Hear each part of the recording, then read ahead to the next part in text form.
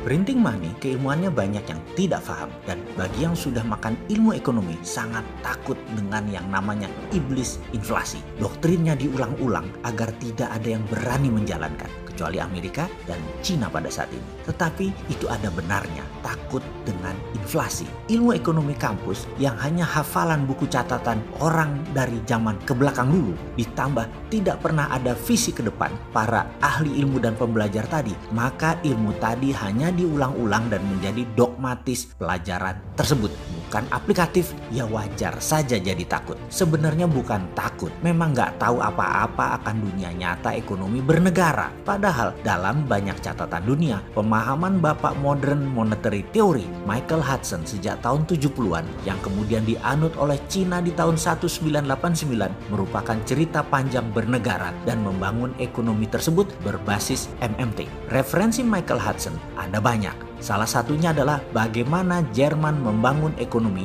hanya kurang dari 15 tahun dari tahun 1919 yang merupakan beban berat Jerman kala itu yang kalah Perang Dunia Pertama, di mana Jerman bukan saja jadi miskin namun harus menanggung beban hutang biaya perang yang dibayarkan kepada negara-negara pemenang Perang Dunia Pertama. Waktu itu Jerman membangun industrinya dengan printing money, dan di tahun 1936 Jerman ekspansi. Jerman menjadi negara kuat. Jerman menjadi negara adidaya. Sisanya adalah sejarah. Churchill, pemimpin tertinggi Inggris tahun 40-an, juga FDR, Franklin Delano Roosevelt, memerintahkan JMK, seorang ekonom handal di ujung masa baktinya di bidang ekonomi, untuk menghitung biaya perang agar Amerika dan Inggris menang perang. Berapa biayanya dan apa saja yang harus dibangun. Dunia menyebut ilmu tersebut adalah war cost accounting, dan kemudian printing money dilakukan. Selepas Perang Dunia Kedua, Amerika membangun dunia otomotif permesinan, juga infrastruktur untuk bisnis mobil, bus, kereta api, dan pesawat terbang dengan printing money based on project yang bernama New Deal. Kemudian sekali lagi kita semua tahu, semua menjadi sejarah. Cerita berlanjut, Michael Hudson dengan Hudson Institute-nya sebelum jayanya tersebut di tahun 70-an menginspirasi dolar tanpa jaminan emas lagi di zaman Presiden Nixon. Lalu sebagai guru ekonomi, beliau mengajar lama di Peking University, di mana saat ini semua petinggi Politbiro PKC, Partai Komunis Cina, adalah murid Michael Hudson. Sehingga ketika The New Tiananmen Papers Protocol dalam tanda petik dijalankan, renminbi menyalip dengan kencang ekonomi dunia hingga sekarang. Dengan berbagai cerita, berbagai sudut pandang, berbagai contoh, sudah mulai pahamkah maksud Bosman ini untuk memprovokasi masyarakat dengan serial video cara cerdas bernegara ini?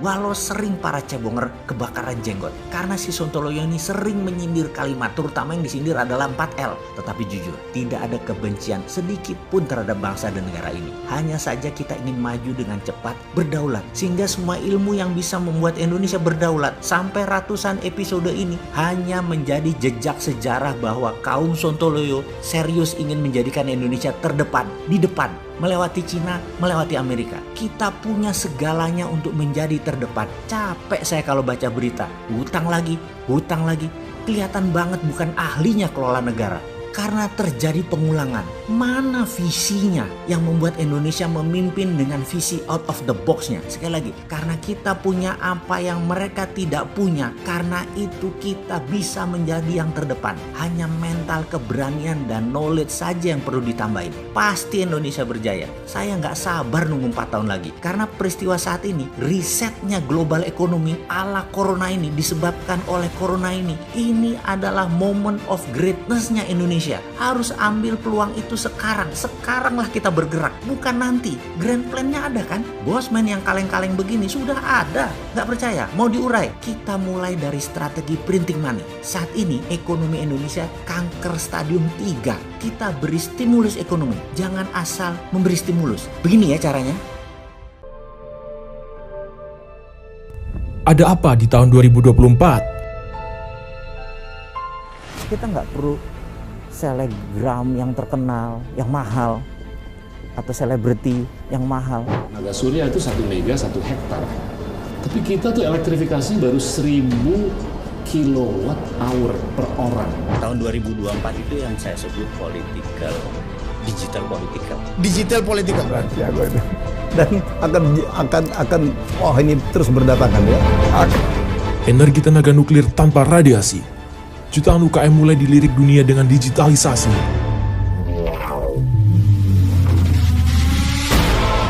Wisata jadi primadona dan bangun wisata virtual 3D berbasis metaversion. Kegilaan apa lagi yang akan hadir di tahun 2024 oleh 4 orang hebat ini?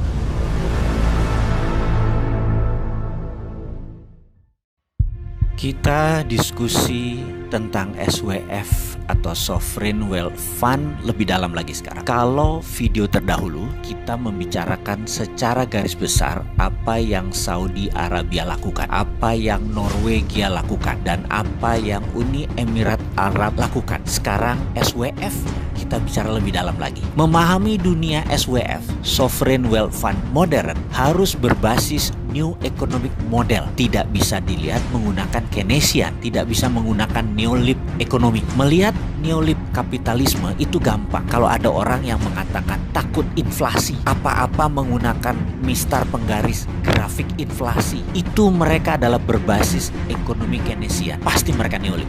New Economic Model bisa nggak ada inflasi walau duitnya dicetak dari tin air, dari angin. Contoh sederhana, kalau kita cetak uang 100.000 dari angin, lalu kita kasih ke mbok-mbok di pasar, uang tersebut dia beli 10 kilo jagung misalnya.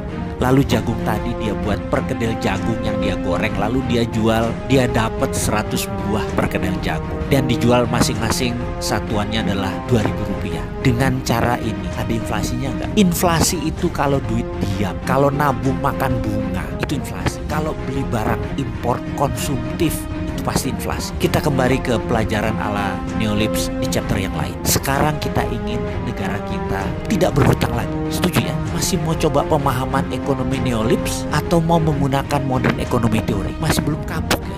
Masih belum kapok yang utang, masih belum kapok yang defisitnya besar, atau mau menggunakan sesuatu yang revolusioner. Sekali lagi, sekedar mengingatkan, kita negara kaya mineral, terutama logam mulia seperti emas, perak, platinum, dan banyak mineral jarang atau rare earth yang tersedia di muka bumi Indonesia ini. Segera lakukan audit atas aset tersebut. Berdasar pasal 33, kekayaan alam beserta isinya milik negara, gak boleh milik swasta atau dijamin-jaminin.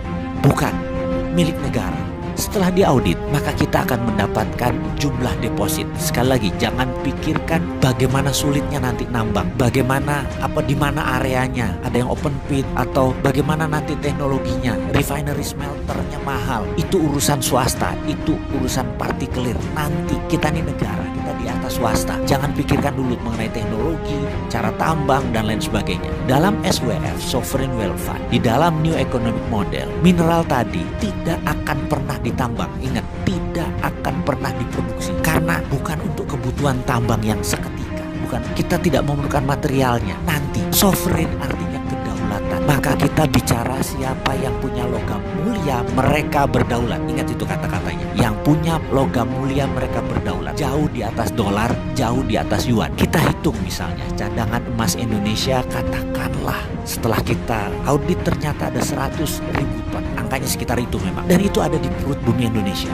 Maka 100.000 ton tadi kita terbitkan surat berharga. Dan inilah harta Indonesia. Tidak ada satupun negara yang menolak bahwa itu adalah hartanya Indonesia. Nilainya bisa bilion-bilion dolar. Jauh di atas kekayaan Amerika, jauh di atas kekayaan Cina. Lalu katakanlah yang 20% senilai 20 ton kita mau jual sekarang. Siapa yang mau beli? Yang mau beli adalah negara yang miskin sumber daya alamnya. Katakanlah India. Mereka katakanlah mau membeli 1% atau 1.000 ton. Ya bayar sekitar 40 bilion dolar atau sekitar 600 triliun rupiah. Atau Papua Nugini mau membeli 0,2%, perlu 200 ton emas. Ya bayar 100 triliun rupiah. Dengan surat berharga tadi, mereka bisa memprint mata uang negara mereka sendiri. Mau 10 kali lipat, 100 kali lipat, ya monggo. Sekedar mengingatkan, 78,5 ton deposit Bank Indonesia yang saat ini kita miliki nilainya 50 triliun. Money create kita adalah 5.000 triliun, alias kita mencetak 100 kali dari jaminan emas kita. Hal itu biasa saja dan itu lumrah. Sampai kapanpun sesungguhnya cadangan emas tadi tidak perlu ditambang atau diproduksi. Itu namanya sovereign wealth fund dalam arti sebenarnya. Kalau kita sendiri bagaimana? Kita mau nanya, berapa yang mau di-print? Berapa yang mau dipakai? Semua tergantung proyek berlapis 12 minimum. Lapis 12 itu seperti begini sederhananya. Kita punya 30 warteg. Kita mau buat warteg tersebut menjadi 100. Untuk menyuplai warteg tersebut kita perlu supplier ayam, perlu telur, perlu beras, jaringan distribusi, pupuk. Semuanya ikut dibangun. Sampai sawah, padi, pupuk, semua tanaman pestisida, pabrik drone untuk nyiram pupuk cair tadi, semua dibangun sekaligus berlapis 12 tadi. Jadi jalan tol yang saat ini dibangun harus 100% produk lokal. Kendaraan yang isi pun TKDN-nya, lokal kontennya harus di atas 80%. Kalau perlu pakai baterai listrik yang 100% buatan Indonesia, sehingga tidak impor BBM. Dan kendaraan itu pun mendistribusikan hasil pangan, pupuk yang semua buatan Indonesia.